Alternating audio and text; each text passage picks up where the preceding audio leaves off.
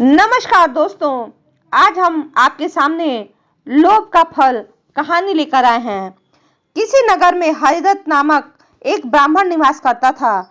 उसकी खेती साधारण ही थी, अतः अधिकांश समय वह खाली ही रहता था। एक बार ग्रीष्म ऋतु में वह इसी प्रकार अपने खेत पर वृक्ष की शीतल छाया में लेटा हुआ था। सोए सोए उसने अपने समीप ही सांप का बिल देखा। उस पर सर्प फन फैलाकर बैठा था। उसको देखकर वह ब्राह्मण विचार करने लगा कि हो न हो यह मेरे क्षेत्र का देवता है। मैंने कभी इसकी पूजा नहीं की, अतः मैं आज इसकी अवश्य पूजा करूंगा।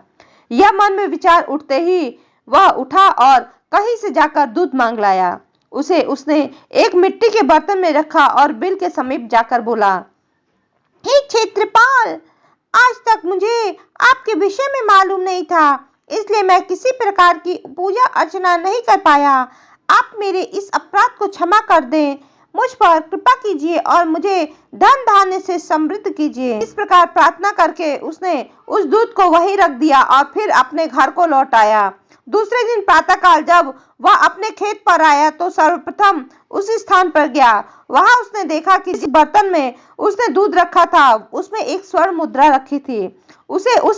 उसने उस मुद्रा को उठाकर रख लिया। उस दिन से उसने सभी प्रकार सर्प की पूजा की और उसके लिए दूध रखता चला गया। अगले दिन प्रातःकाल उसको फिर एक स्वर्ण मुद्रा मिलती। इस प्रकार वह नित्य पूजा करता और अगले दिन उसको एक स्वर्ण मुद्रा मिल जाया करती थी। कुछ दिनों बाद उसको किसी कार्य से अन्य गांव में जाना था। उसने अपने पुत्र को उस स्थान पर दूध रखने का निर्देश दिया। तदनुसार उसका वह पुत्र वहां गया और दूध रख आया। उसने दूसरे दिन जब वहां दूध रखने के लिए गया तो देखा कि वहां स्वर्ण मुद्रा रखी हुई है।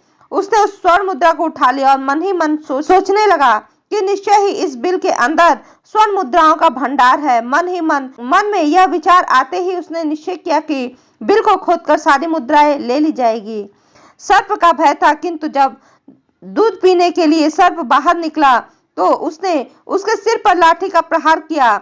इससे सांप तो नहीं मरा और इस प्रकार से क्रुद्ध होकर उसने ब्राह्मण पुत्र को अपने विष भरे दांतों से काट लिया और उसकी तत्काल मृत्यु हो गई। उसके संबंधियों ने उस लड़के को वहीं उसी खेत में जला दिया। कहा जाता है कि लालच का फल कभी मीठा नहीं होता। धन्यवाद दोस्तों। यदि आपको कहानी अच्छी लगी हो तो प्लीज इसे लाइक शेयर सब्सक्राइब करना ना भूलें।